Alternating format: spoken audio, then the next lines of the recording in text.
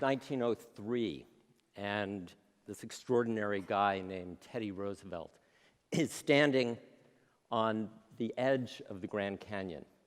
And at that time, people wanted to create hotels and spas and turn the Grand Canyon in 1903 into a profit-making Disneyland of the environment. And he stood and said no. And he created a tipping point for the environmental movement and for the world. He said, "Leave it as it is. The ages have been at work on it, and man can only mar it." The world would have been a different place today without those words, those tipping point words from President Theodore Roosevelt. Fast forward, his fifth cousin, President Franklin Roosevelt, 30 years later, 1933, in the midst of a huge crisis, the Great Depression of America, said a few words to create a tipping point towards healing for the United States. First of all, let me assert my firm belief that the only thing we have to fear is fear itself. Nameless, unreasoning, unjustified terror, which paralyzes needed effort to convert retreat into advance. The world would have been a different place without those words at that time from that man.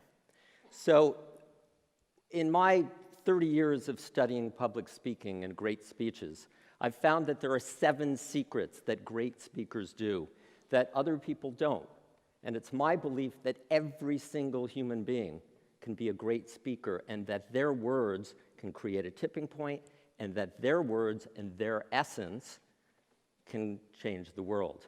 The first secret is about words, and understanding that words can be the best, the most amazing in the world, but they only actually touch people and communicate 7% of the impact that one human being has on another.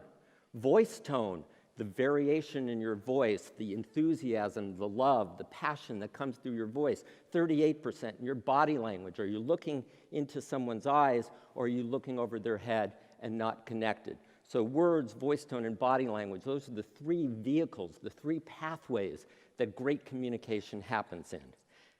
Secret number 4, what most people do is they throw so much data out, trying to prove that they're smart, trying to get all the content out.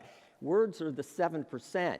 What is important is, what is that one thing that you want to leave people with? What is that headline? That's what makes a great speech, and that's what we're talking about today. Secret number 5 is fascinating. If you are afraid, are any of you afraid of public speaking? 41% of the world across cultures is terrified, almost to the point, and often to the point, of actually turning down speaking appointments, whether they're political leaders or business leaders or charitable leaders. They turn down opportunities to shake the world because they're scared. There are a lot of reasons why people are scared, but in my experience, the number one reason is that we don't know what public speaking really is. We don't know the true definition.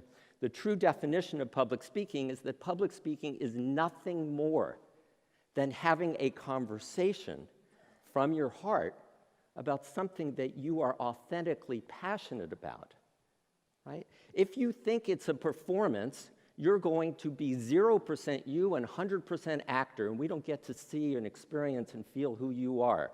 So I want you to write the word speech down on a piece of paper, and I want you to put a circle around it, and I want you to put a line through it. I don't want you ever to give another speech. That's not what great speakers do. They don't give a speech, they don't give a performance, they don't make a presentation to the audience. They have what?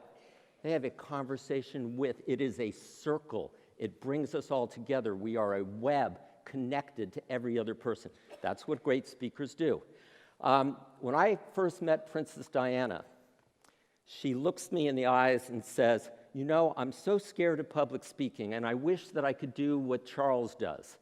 Now, this was when they were actually breaking up, so it was even more difficult for her to admit that.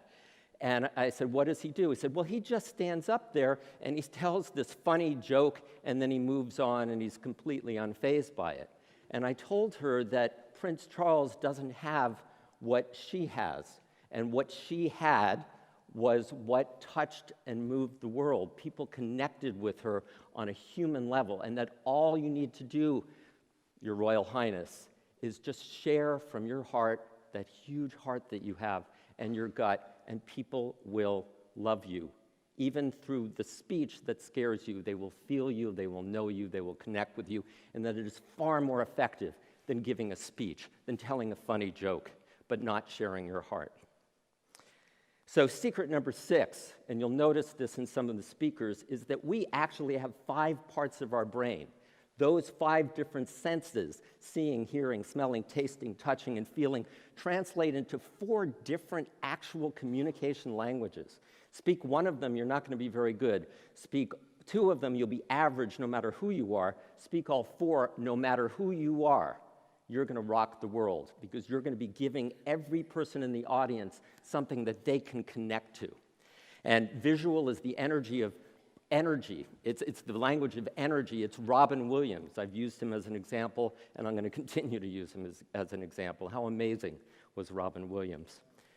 Auditory is the ability to translate details and what you see, what you think, what you feel into a story, into words. Ronald Reagan was a great example of that.